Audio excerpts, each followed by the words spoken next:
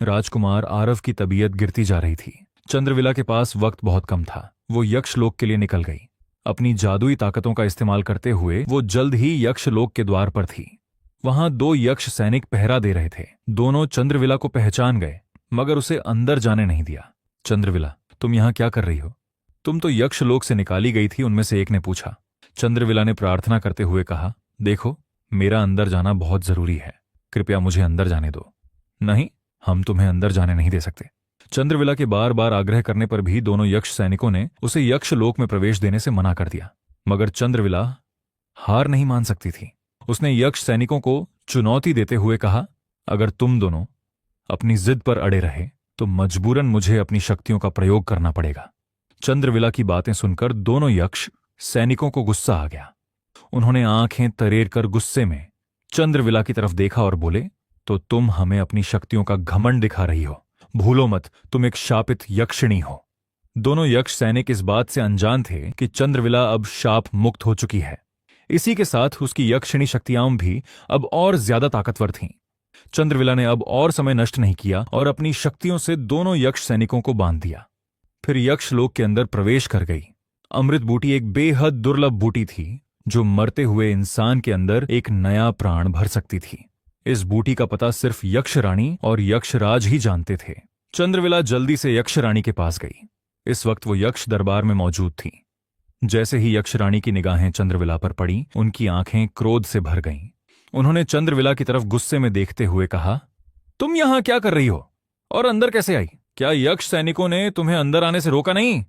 चंद्रविला ने यक्षरानी के सामने हाथ जोड़ते हुए पूरी बात बताई। कैसे राजकुमार आरव की बदौलत वो अब शाप मुक्त थी। उसने आगे कहा, यक्षरानी, मैं जानती हूं यक्षलोक में इस तरह प्रवेश करना उचित नहीं है, पर इसके अलावा मेरे पास और कोई चारा नहीं था। मुझे राजकुमार के प्राण बचाने के लिए अमृत बूटी की जरूरत है, जिसका पता सिर्फ आप ही बता सकती हैं। चंद्रविला को शाप मुक्त जानकर यक्षरानी को खुशी हुई, पर अमृत बूटी को हासिल करना इतना आसान नहीं था। यक्षरानी ने एक नजर चंद्रविला पर डाला और बोली, चंद्रविला, अमृत बूटी सिर्फ यक्षलोक की ही नहीं, इस पूरे संसार की दुर्लभ बूटी है। उसे पाने का रास्ता भी कठिनाइयों से भरा हुआ है। चंद्रविला की आंखों में राजकुमार आरव के लिए अपार प्रेम नजर आ रहा था। उसने दृढ़ होकर कहा, यक्षरानी, आप मुझे अमृत बूटी का पता बता दीजिए। मैं राजकुमार के लिए अपने प्राणों का दांव लगाने के लिए भी तैयार हूं। चंद्रविला का दृढ़ संकल्प देखकर यक्षरानी ने उसे अमृत बूटी का पता बताया और बोली, ध्यान रहे चंद्रविला, इस यात्रा में तुम अपनी यक्षिणी शक्तियों का इस्तेमाल नहीं कर सकती। अगर ऐसा हुआ तो अमृत बूटी अपनी चमत्कारी शक्ति खो देगा। जी, मैं ध्यान रखूंगी। यक्षरानी से पता पूछने के बाद चंद्रविला अमृत बूटी की तलाश में निकल गई, जो कि उसे यक्षलोक के उत्तर दिशा की सबसे ऊंची पहाड़ी पर मिलने वाली थी। चंद्रविला के साथ यक्षलोक का सबसे तेज घोड़ा था जिस पर वो सवार थी। उत्तर दिशा की ओर आगे बढ़ने पर उसे एक झरना नजर आया। उसे पार करने के लिए एक लकड़ी का पुल बना हुआ था। चंद्रविला ने अपने घोड़े के साथ जैसे ही पुल में कदम रखा, वहां पर एक विशाल सांप आ गया जो चंद्रविला की तरफ ही बढ़ रहा था। चंद्रविला ने उससे आग्रह किया कि उसे आगे जाने दे। सांप ने कहा, मेरे सवाल का जवाब दो और आगे बढ़ जाओ। संसार में सबसे कीमती क्या है? समय। चंद्रविला ने जवाब दिया। सबसे बड़ा सत्य? मृत्यु। संसार में सबसे खूबसूरत क्या है? चंद्रविला ने अपनी आंखें बंद की और राजकुमार की मनमोहक छवि याद करते हुए बोली, प्रेम। चंद्रविला के इतना कहते ही वो सांप वहां से गायब हो गया। चंद्रविला अपने घोड़े में सवार हो आगे बढ़ गई। कुछ दूरी पर उसे एक पहाड़ नजर आया। चंद्रविला समझ गई कि यही उसकी मंजिल है। उसने घोड़े के साथ पहाड़ी रास्ते पर चढ़ाई शुरू की। पहाड़ की सबसे ऊंची चोटी पर आई तो उसकी आंखों के सामने का नजारा जादुई था। पहाड़ की चोटी पर संसार की दुर्लभ से दुर्लभ बूटियां रात की चांदनी में अपनी आभा बिखेर रही थीं। चंद्रविला घोड़े से उतरकर उन बूटियों के पास गई, मगर इनमें से अमृत बूटी कौन सी थी? उसने सभी बूटियों को ध्यान से देखा, मगर उसे कुछ समझ नहीं आ रहा था। वक्त बीतता जा रहा था। अंत में चंद्रविला ने हाथ जोड़कर उस पर्वत से प्रार्थना की, हे यक्ष पर्वत, अगर मेरा प्रेम सच्चा है तो कृपया मेरी सहायता करें। यक्ष पर्वत ने चंद्रविला की पुकार सुन ली थी। जैसे ही उसने अपनी आंखें खोली, दिव्य अमृत बूटी उसके सामने थी। चंद्रविला ने अमृत बूटी अपने साथ ली और घोड़े पर सवार हो वहां से निकल गई। कुछ ही देर में वो अपने लकड़ी के घर के सामने थी। जब अंदर आई तो देखा राजकुमार का सीना ऊपर नीचे हो रहा था, जैसे कि वो सांस लेने के लिए संघर्ष कर रहा हो। चंद्रविला ने जल्द ही वो बूटी यक्ष वैद्य को दे दी। यक्ष वैद्य ने अमृत बूटी से औषधि बनाई और राजकुमार को देना शुरू किया। चंद्रविला अपनी सांसें रोके सब देख रही थी। धीरे धीरे औषधि ने अपना असर दिखाना शुरू किया। राजकुमार के घाव भरने लगे। बेजान शरीर पर एक नई ताजगी आने लगी। कुछ देर बाद राजकुमार ने अपनी आंखें खोलीं। आंखें खोलते ही उसे चंद्रविला नजर आई। चंद्रविला की आंखों में आंसू थे। राजकुमार चंद्रविला को देखते हुए उसके पास आया और उसे गले से लगा लिया। दोनों आज बहुत खुश थे। यक्ष वैद्य ने दोनों के सुखी जीवन के लिए आशीर्वाद दिया। अगले दिन राजकुमार आरव चंद्रविला के साथ अपने राज्य के लिए निकल गया। राजकुमार ने अपने पिता राजा वीरसेन को अपने आगमन का संदेश भिजवा दिया था।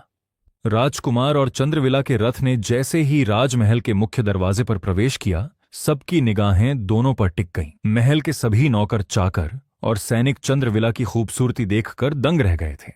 उन सबने आज तक इतनी रूपवती स्त्री नहीं देखी थी, जो किसी दूसरे संसार की लगती थी। राजकुमार के साथ ये रूपवती स्त्री कौन है? सब आपस में ही खुसूर फुसूर करने लगे थे। महल पहुंचकर राजकुमार ने चंद्रविला को अपने पिता से मिलवाया और उनके सामने चंद्रविला से विवाह की इच्छा प्रकट की। राजा वीरसेन का दिल खुशी से भर उठा। एक तो वो कब से राजकुमार के विवाह की कोशिश में थे, मगर राजकुमार को कोई राजकुमारी पसंद ही नहीं आ रही थी। राजा को उम्मीद नहीं थी कि उनका बेटा उनके लिए इतनी सुंदर और सुशील पुत्र वधू ढूंढ लाएगा। राजा वीरसेन ने राजकुमार और चंद्रविला दोनों को गले से लगा लिया और उन्हें आशीर्वाद दिया। उस रात चंद्रविला और राजकुमार आरव दोनों महल के शाही बगीचे में बैठे थे। दोनों एक दूसरे का हाथ थामे अपने भावी जीवन की सुखद कल्पना कर रहे थे। चंद्रविला की निगाहें राजकुमार के आकर्षक चेहरे पर थीं। निश्चय ही राजकुमार के साथ उसका दाम्पत्य जीवन सुखमय होने वाला था, मगर कभी भगवान ना करे कि दोनों एक दूसरे से अलग हो जाएं। चंद्रविला के मन में यह सवाल घर कर गया था। उसके चेहरे पर आए इस शिकन को देखकर राजकुमार ने पूछा, क्या हुआ? तुम कुछ परेशान लग रही हो? चंद्रविला ने एक हल्की मुस्कान के साथ अपने मन के भाव छिपा लिए। राजकुमार ने भी फिर कोई सवाल नहीं किया। अगले दिन राजकुमार और चंद्रविला का विवाह था। पूरे राजमहल को बहुत ही खूबसूरती से सजाया गया। ऐसा लग रहा था जैसे राज्य में कोई बड़ा उत्सव होने वाला हो। पूर्णिमा की दिव्य चांदनी में विवाह समारोह शुरू हुआ। राजकुमार आरव और चंद्रविला ने अग्नि को साक्षी मानकर 7 फेरे लिए, फिर अपने पिता राजा वीरसेन का आशीर्वाद लिया। विवाह के बाद चंद्रविला अपने और राजकुमार के कमरे में थी। कमरा सुगंधित फूलों से सजा हुआ था। इत्र की खुशबू मन को मोह रहे थे, मगर चंद्रविला के दिल में एक अजीब सी दुविधा थी। वो राजकुमार से कुछ कहना चाहती थी। राजकुमार का प्रवेश हुआ। उसकी निगाहें जब चंद्रविला की अनुपम सुंदरता पर पड़ी तो आज एक बार फिर वो अपना दिल हार बैठा। उसने चंद्रविला का हाथ थामा और अपने दिल की बात कहना शुरू किया। चंद्रविला, तुम अत्यधिक सुंदर रूप लिए हो। तुम्हें अपनी पत्नी के रूप में पाकर मैं धन्य हुआ। चंद्रविला की निगाहें राजकुमार के चेहरे पर थीं। उसने राजकुमार के हृदय पर हाथ रखा और बोली, धन्य तो मैं हुई आप जैसा जीवन साथी पाकर। फिर उसने कहा, आप मुझसे कितना प्रेम करते हैं? राजकुमार के चेहरे पर एक मुस्कान आ गई। उसने चंद्रविला को अपने करीब किया और बोला, भला ये कैसा सवाल हुआ? तुम इसका जवाब जानती हो, पर फिर भी सुनो, मैं तुमसे इतना प्रेम करता हूं जिसकी कोई सीमा ना हो। तो क्या आज मैं आपसे कुछ मांग सकती हूं? चंद्रविला ने पूछा। हां जरूर, राजकुमार का जवाब आया। चंद्रविला ने कहा, आपके पिता सहित राजमहल में किसी को पता नहीं चलनी चाहिए कि मैं एक यक्षिणी हूं। चंद्रविला की बातें राजकुमार के लिए थोड़ी अजीब जरूर थी, मगर उसने सोचा कि शायद चंद्रविला अपनी यक्षिणी की पहचान छिपाकर रखना चाहती हो, इसलिए उसने हामी भर दी। चंद्रविला ने अपनी दूसरी बात रखी, अगर किसी दिन मैं आपसे दूर चली जाऊं तो आप किसी भी अफवाह पर यकीन मत करना। चंद्रविला की यह बात सुनकर राजकुमार के चेहरे की मुस्कान गायब हो गई। उसने चंद्रविला को थोड़े गुस्से में देखा और बोला, ये तुम क्या कह रही हो? आज हमारे विवाह की पहली रात है और तुम दूर जाने की बात कर रही हो? राजकुमार के गुस्से को महसूस करके चंद्रविला ने कहा, आप मुझे गलत ना समझें, अगर मैं दूर हो गई तो। राजकुमार ने चंद्रविला की बात बीच में ही काट दी और नाराजगी में बोला, चुप हो जाओ चंद्रविला, तुम ये अशुभ बातें क्यों कर रही हो? चंद्रविला समझ गई कि राजकुमार उसकी ये बात नहीं सुनना चाहते, इसलिए उसने कुछ सोचकर कहा, अगर आपको कभी मेरी बहुत याद आए तो आप मेरे श्रृंगार कक्ष में रखा छोटा संदूक खोलकर देख लेना। राजकुमार को चंद्रविला की बातें काफी अटपटी लग रही थीं। उसे भला चंद्रविला की याद क्यों आएगी और वो ये सब बातें क्यों कर रही है? राजकुमार ने इन बातों पर ज्यादा गौर नहीं किया। आज वो चंद्रविला के साथ अपने प्रेम को जीना चाहता था। अपनी शादी की पहली रूमानी रात बिताकर दोनों ने अपने गृहस्थ जीवन की शुरुआत की। राजकुमार से विवाह के बाद चंद्रविला इंसानों की तरह रहने लगी थी। वो अपनी यक्षिणी शक्तियों के बारे में तो जैसे भूल ही गई थी। वो राज्य की भावी रानी थी, इसीलिए अपनी जिम्मेदारियों को बखूबी निभा रही थी। उसने राजकुमार और अपने शाही परिवार के लिए भोजन पकाना भी सीखा। राज्य की समस्याओं पर वो राजकुमार को अपनी बुद्धिमत्ता से सलाह भी देती थी। राजकुमार आरव चंद्रविला को पाकर बहुत खुश था। उसमें न सिर्फ एक श्रेष्ठ पत्नी के गुण थे, बल्कि वो एक रानी बनने के भी सारे गुण रखती थी। राजकुमार और चंद्रविला का जीवन सुखमय बीत रहा था। समय का पहिया अपनी गति में था और एक बार फिर भाग्य चंद्रविला और राजकुमार के प्रेम की परीक्षा लेने को तैयार था। एक शाम राजकुमार को अपने पिता का बुलावा आया। चंद्रविला और राजकुमार दोनों शाही दरबार में आए तो देखा सामने एक सुंदर युवती खड़ी थी। वेशभूषा और गहनों की चमक से वो किसी राज्य की राजकुमारी लग रही थी। ये सूरजगढ़ की राजकुमारी मंदाकिनी थी, जो राजकुमार आरव से भेंट करने आई थी। इसलिए राजा वीरसेन ने राजकुमार और चंद्रविला को दरबार में बुलाया था। तुम्हारा हमारे राज्य में स्वागत है पुत्री, मंदाकिनी ने धन्यवाद कहा। मगर उसकी निगाहें तो इस वक्त चंद्रविला पर टिकी थी। अपनी आंखों में अपार ईर्ष्या लिए वो चंद्रविला को देख रही थी। दरअसल सूरजगढ़ के राजा वीरभद्र और राजा वीरसेन के बीच गहरी मित्रता थी। एक बार राजा वीरसेन ने राजकुमार आरव का विवाह राजकुमारी मंदाकिनी के साथ करने की इच्छा जताई थी। जब राजकुमारी मंदाकिनी को ये बात पता चली तो उसके दिल में राजकुमार आरव को देखने की इच्छा जागी। उसने राजकुमार के वीरता के किस्से बहुत सुन रखे थे। वो अपने पिता से छिपकर चंद्रकोट आई। उस वक्त राजकुमार आरव तलवारबाजी का अभ्यास कर रहे थे। उनका गठीला शरीर पसीने की बूंदों से तरबतर और भी आकर्षक लग रहा था। उनके मनमोहक चेहरे की आभा देखते ही बनती थी। मंदाकिनी उसी वक्त अपना दिल हार चुकी थी। राजकुमार आरव उसके दिल में घर कर गया था। अगर राजकुमार चंद्रविला से विवाह नहीं करता तो राजा वीरसेन उसका विवाह राजकुमारी मंदाकिनी से ही करने वाले थे। राजकुमारी मंदाकिनी को अपने रूप का बहुत गुमान था। उसे लगता था कि संसार में उसके जैसी सुंदरता और किसी के पास नहीं। मगर आज जब उसने चंद्रविला को देखा तो उसका हृदय ईर्ष्या से भर उठा था। चंद्रविला का अनुपम सौंदर्य देखकर राजकुमारी मंदाकिनी के हृदय में सांप लौटने लगा। वो यहां राजकुमार से भेंट करने आई थी, साथ ही ये बताने भी कि वो राजकुमार से विवाह के लिए तैयार है। मगर राजा वीरसेन से उसे पता चल गया कि चंद्रविला राजकुमार आरव की पत्नी है। ये जानकर राजकुमारी मंदाकिनी का दिल जलन से भर गया। अतिथि कक्ष में खिड़की के सामने खड़ी होकर वो राजकुमार और चंद्रविला के बारे में ही सोच रही थी। अपनी आंखों में क्रोध लिए वो खुद से बोली, वो स्त्री कौन है? राजकुमार उससे कैसे विवाह कर सकते हैं? अपने गुप्तचरों से राजकुमारी मंदाकिनी को पता चला था कि राजकुमार आरव के जीवन में कोई स्त्री नहीं है। इसलिए वो राजकुमार को चंद्रविला के साथ देखकर आश्चर्य में थी। राजकुमारी मंदाकिनी की आंखों में एक शैतानी चमक थी, जो बहुत कुछ बयान कर रही थी। चाहे कुछ भी हो जाए, वो राजकुमार को किसी और का होने नहीं दे सकती थी। राजकुमार आरव आप सिर्फ मेरे हैं, राजकुमारी मंदाकिनी ने खुद से कहा। अगले ही दिन से वो अपने काम में लग गई। वो जानना चाहती थी कि चंद्रविला राजकुमार की जिंदगी में कैसे आई। उसने महल के दास दासियों से जानने की कोशिश की, मगर इस बारे में कोई कुछ नहीं जानता था। राजकुमारी मंदाकिनी ये बात राजकुमार से भी पूछ सकती थी, पर वो नहीं चाहती थी कि शक की सुई उस पर आए। शाम के वक्त चंद्रविला शाही बगीचे में टहल रही थी। राजकुमारी मंदाकिनी ने उसे पहले ही देख लिया था। वो चंद्रविला के पास आई। राजकुमारी की निगाहें चंद्रविला के दिव्य सप्तरंगी हार पर पड़ी। एक बार फिर उसका हृदय ईर्ष्या से भर उठा। उसके श्रृंगार कक्ष में सुंदर गहनों की कोई कमी नहीं थी, मगर चंद्रविला के सप्तरंगी हार जैसे गहने उसके पास भी नहीं थे। उसने चंद्रविला से बात करने के इरादे से उसकी खूबसूरती की तारीफ की। दोनों में बातें शुरू हुईं। चंद्रविला राजकुमारी मंदाकिनी के असल मंसूबे से अनजान थी। वो मंदाकिनी को राजकुमार आरव की मित्र समझ रही थी।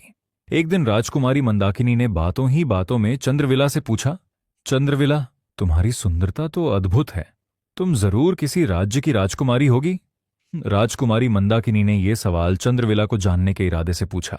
चंद्रविला ने जवाब में कहा, नहीं राजकुमारी, मैं कोई राजकुमारी नहीं, मैं तो वन में रहती थी। चंद्रविला की बातों पर राजकुमारी मंदाकिनी को विश्वास नहीं हुआ। उसने थोड़ी हैरानी में पूछा, तो फिर तुम और राजकुमार आरव कैसे मिले? चंद्रविला को समझ नहीं आया कि राजकुमारी उससे ये सवाल क्यों पूछ रही है, मगर वो सच नहीं बता सकती थी। इसीलिए उसने झूठ बोलते हुए कहा, राजकुमार आरव शिकार पर वन को आए थे, मगर वो रास्ता भटक गए। संयोगवश मैं उस रास्ते से गुजर रही थी। वहीं पर हमारी पहली मुलाकात हुई। राजकुमारी मंदाकिनी सोच में पड़ गई थी। उसे चंद्रविला की बातों पर यकीन तो नहीं हो रहा था, पर उसने चंद्रविला की बात मान ली। चंद्रविला इतनी सुंदर थी, पर वो कोई राजकन्या नहीं थी। ये बात राजकुमारी मंदाकिनी को बहुत खटक रही थी। वो जानना चाहती थी कि आखिर चंद्रविला थी कौन। एक रात जब राजकुमारी मंदाकिनी अपने कमरे में टहल रही थी, उसकी निगाहें खिड़की के बाहर राजमहल के शाही बगीचे में बने सुंदर सरोवर पर गई। उसकी आंखें हैरत में चौड़ी हो गईं। राजकुमार आरव और चंद्रविला सरोवर के तट पर बैठे थे। तभी चंद्रविला उठी और सरोवर के करीब जाकर पानी में चलने लगी। उसने सरोवर का एक कमल तोड़ा और पानी में चलते हुए वापस आ गई। राजकुमारी मंदाकिनी ने ये नजारा देख लिया था। अब उसे यकीन हो चुका था कि चंद्रविला कोई साधारण स्त्री नहीं थी। अगले दिन राजकुमारी मंदाकिनी ने चंद्रविला से बातों ही बातों में पूछ लिया, चंद्रविला, तुम्हारा सौंदर्य मुझे किसी परलोक की स्त्री की याद दिलाता है। देखो ना, तुम्हारी काया पर ऐसी दिव्य चमक तो किसी अप्सरा की ही हो सकती है। चंद्रविला को समझ नहीं आ रहा था कि राजकुमारी मंदाकिनी उसके सौंदर्य के पीछे क्यों पड़ी है। वो स्वयं भी तो कितनी सुंदर थी। अब वो राजकुमारी के इन सवालों पर गौर करने लगी थी। उसने राजकुमारी मंदाकिनी की उम्मीदों पर पानी फेरते हुए कहा, आप कुछ ज्यादा ही सोच रही हैं राजकुमारी। मैं तो एक साधारण स्त्री हूं। रही बात मेरे सौंदर्य की, तो शायद ये राजकुमार के प्रेम का परिणाम है। ये कहकर चंद्रविला वहां से चली गई। राजकुमारी मंदाकिनी गुस्से का घूंट पीकर रह गई। उसने क्रोधित हो खुद से कहा, झूठ, बिल्कुल झूठ। मैं जानती हूं तुम साधारण नहीं हो। उस दिन के बाद से राजकुमारी मंदाकिनी की निगाहें चंद्रविला पर पैनी हो गईं। कुछ दिनों बाद चंद्रकोट राज्य पर एक विपदा आन पड़ी। वर्षा की कमी की वजह से फसल यकायक सूखने लगे। राज्य के लोगों ने राजा इंद्र को प्रसन्न करने के लिए पूजा अनुष्ठान किए, पर कोई युक्ति काम न आई। स्थिति ये हुई कि महल के अन्नागार खाली होने की कगार पर थे। राजा वीरसेन को चिंता सताने लगी। उन्होंने मंत्रियों की एक सभा बुलाई। राज्य की इस समस्या पर विचार विमर्श होने लगा। राजा के एक मंत्री ने सलाह दिया, महाराज, पड़ोसी राज्य के घने वन में एक सिद्ध तांत्रिक का वास है। उन्होंने अपने तप की शक्ति से बहुतों की समस्याएं दूर की हैं। वो हमारी सहायता कर सकते हैं। सभा में उपस्थित सबने मंत्री की सलाह पर हामी भरी। राजा ने सारे उपाय कर डाले थे, इसलिए एक और उपाय करने में कोई हर्ज नहीं था। इसीलिए सबकी सलाह पर उन्होंने भी हामी भर दी। अगले दिन घोड़े रथ तैयार किए गए। राजा स्वयं उस तांत्रिक से मिलने पहुंच गए। तांत्रिक ने राजा की समस्या सुनी और उनके साथ आने को तैयार हो गए। अपने सालों के तप की शक्ति से उन्होंने चंद्रकोट राज्य की समस्या दूर कर दी। जल्द ही झमाझम बारिश शुरू हुई और एक बार फिर फसल लहलहाने लगे। राजा वीरसेन तांत्रिक से बहुत खुश हुए। उपहार स्वरूप राजा ने उन्हें हीरे जवाहरात भेंट किए। अगले दिन जब वो तांत्रिक राजा से मिलने आया, तब उसकी निगाहें चंद्रविला पर पड़ी। उसकी सुंदरता और आकर्षक रूप देखकर वो तांत्रिक मंत्रमुग्ध हो गया। चंद्रविला पर से वो अपनी नजरें नहीं हटा पाया। ऐसी सुंदरता उसने आज तक नहीं देखी थी। उसे पता चला कि वो सुंदर स्त्री राजा की पुत्र वधू है, पर उस धूर्त तांत्रिक का दिल चंद्रविला पर आ गया था। उसने अपनी तप की शक्ति से जान लिया कि चंद्रविला कोई साधारण स्त्री नहीं, बल्कि एक यक्षिणी है। अब तो वो हर हाल में चंद्रविला को पाना चाहता था। उसकी यक्षिणी शक्तियों को हासिल कर वो संसार का सबसे शक्तिशाली तांत्रिक बन सकता था। दुष्ट तांत्रिक की आंखों में चंद्रविला के रूप यौवन का लालच भी साफ नजर आ रहा था। उसकी आंखों में एक धूर्तता की चमक थी। राजकुमारी मंदाकिनी दूर खड़ी होकर ये नजारा देख रही थी। पता नहीं क्यों, पर तांत्रिक के चेहरे के भाव देखकर उसे ऐसा लग रहा था जैसे वो चंद्रविला और राजकुमार को अलग करने में मददगार साबित हो सकता है। वो धूर्त तांत्रिक अब राज अतिथि बन चुका था। महल के मुख्य अतिथि कक्ष में उसके विश्राम की व्यवस्था थी। मौका देखकर वो चंद्रविला से मिलने आ धमका। अपने कक्ष में उस तांत्रिक का यूं बिना अनुमति के प्रवेश चंद्रविला को रास नहीं आया। आप हमारे कक्ष में क्या कर रहे हैं? चंद्रविला ने गुस्से में कहा। उस तांत्रिक ने अपने चेहरे पर कुटिलता लिए कहा, और तुम इन मनुष्यों के बीच क्या कर रही हो सुंदरी? तांत्रिक की आंखों से वासना टपक रही थी। उसने आगे कहा, मैं जानता हूं तुम एक यक्षिणी हो। तुम इस साधारण राजकुमार के लिए नहीं बनी हो। तुम्हारी असली जगह तो मेरी अर्धांगिनी के रूप में है। तांत्रिक की बातें सुनकर चंद्रविला गुस्से से आग बबूला हो गई। उसने गुस्से में कहा, इससे पहले कि मैं तुम्हें अपनी शक्तियों से भस्म कर दूं, निकल जाओ यहां से। तांत्रिक ने जवाब में कहा, मैं जाऊंगा सुंदरी, पर तुम्हें अपने साथ लेकर। दुष्ट तांत्रिक ने चंद्रविला का हाथ पकड़ना चाहा, परंतु चंद्रविला ने पहले ही तांत्रिक पर एक तीव्र शक्ति प्रहार की और उसे घायल कर दिया। तांत्रिक अपनी जान बचाकर भाग निकला, मगर जाते जाते वो कह गया कि वो चंद्रविला को लेने जरूर आएगा। उस दिन के बाद से चंद्रविला राजकुमार आरव की सुरक्षा को लेकर और सतर्क हो गई थी। अपनी शक्तियों से उसने अंदाजा लगा लिया था कि वो कोई साधारण तांत्रिक नहीं है। एक रोज राजकुमारी मंदाकिनी उस वन की ओर गई जहां वो दुष्ट तांत्रिक रहता था। अपने सामने एक राजकुमारी को देखकर वो तांत्रिक थोड़ा हैरान था।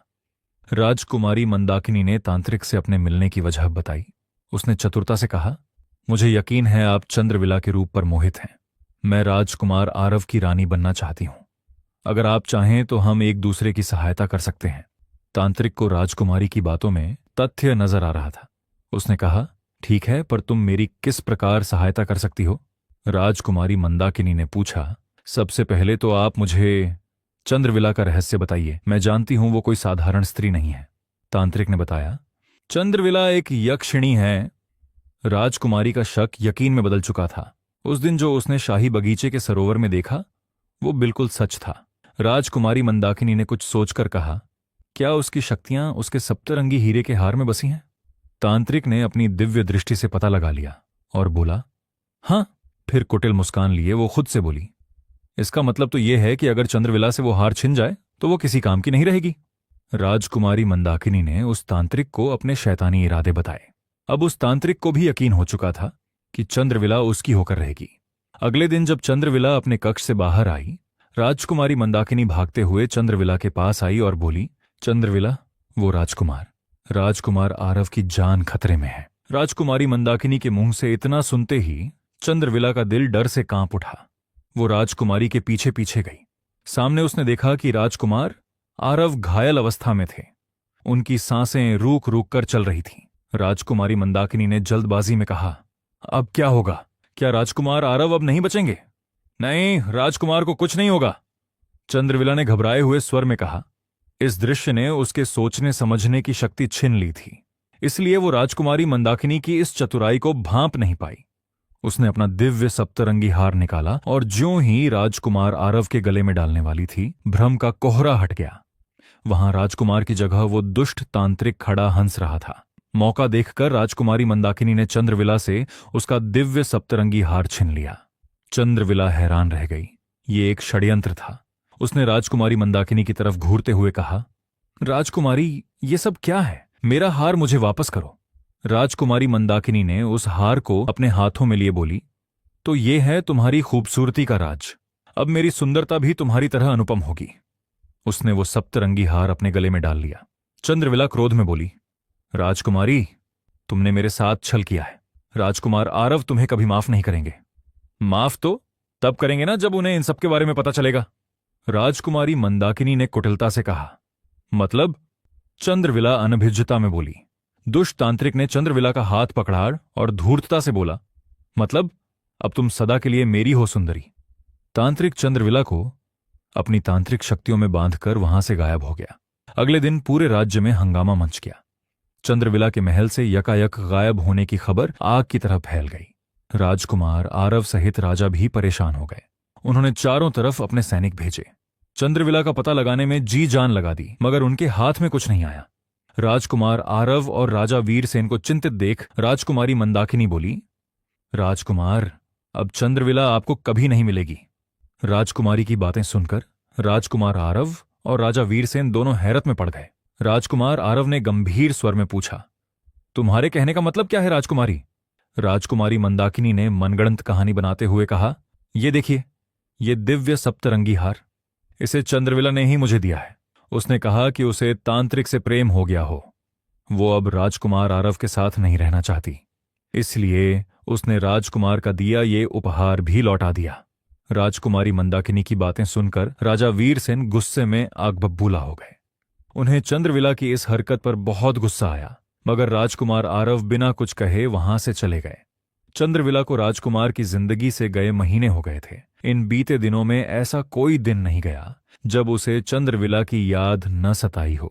वो जानता था कि चंद्रविला उसे धोखा नहीं दे सकती। फिर वो अचानक राजकुमार की जिंदगी से चली क्यों गई? राजकुमार ने चंद्रविला को ढूंढने की बहुत कोशिश की थी, मगर हर बार उसे असफलता ही हासिल हुई। अब तो राजकुमार ने भी हार मान ली थी। कुछ ही दिनों में राजा वीरसेन ने राजकुमार से पूछे बगैर ही उसका विवाह राजकुमारी मंदाकिनी से तय कर दिया। जब राजकुमार को यह बात पता चली तो वो अपने पिता से बहुत नाराज हुआ, मगर पिता के आदेश के आगे उसे झुकना ही पड़ा। राजकुमारी मंदाकिनी की तो खुशी का कोई ठिकाना नहीं रहा। आखिरकार राजकुमार आरव उसका होने वाला था, पर राजकुमार आरव का हृदय गम में डूबा हुआ था। वो चंद्रविला, अपने प्रेम को कैसे भुला सकता था? यकायक उसे चंद्रविला की कही बात याद आई। अगर आपको कभी मेरी बहुत याद आए तो श्रृंगार कक्ष में रखा छोटा संदूक और खोलकर देख लेना। राजकुमार आरव चंद्रविला के श्रृंगार कक्ष में गया। वहां एक तरफ छोटा संदूक नजर आ रहा था। राजकुमार ने वो संदूक खोला तो उसके अंदर एक संदेश रखा हुआ था। राजकुमार ने वो संदेश खोला और उसे पढ़ने लगा। अगर मेरा पता जानना चाहते हैं तो राज्य के उत्तर दिशा में आगे बढ़ें। कुछ दूरी पर एक सरोवर नजर आएगा। सरोवर के किनारे एक चंपा का पेड़ है। हर पूर्णिमा की रात वहां एक बोलने वाली बुलबुल आती है। वो बुलबुल आपको मेरा पता बताएगी। राजकुमार ने जैसे ही चंद्रविला का वो संदेश पढ़ा, उसके शरीर में एक नई स्फूर्ति आ गई। अगली पूर्णिमा के आने में सिर्फ 3 दिन का समय था। उसके 2 दिन बाद राजकुमार आरव का राजकुमारी मंदाकिनी के साथ विवाह था, मगर विवाह के पहले ही वो चंद्रविला तक पहुंचना चाहता था। पूर्णिमा वाले दिन वो शाम होते ही अपने घोड़े पर सवार महल से निकल गया।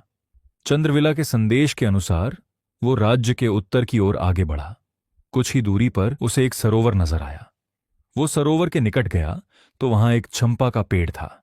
चंद्रमा के आसमान में झांकते ही राजकुमार उस बोलने वाली बुलबुल का इंतजार करने लगा।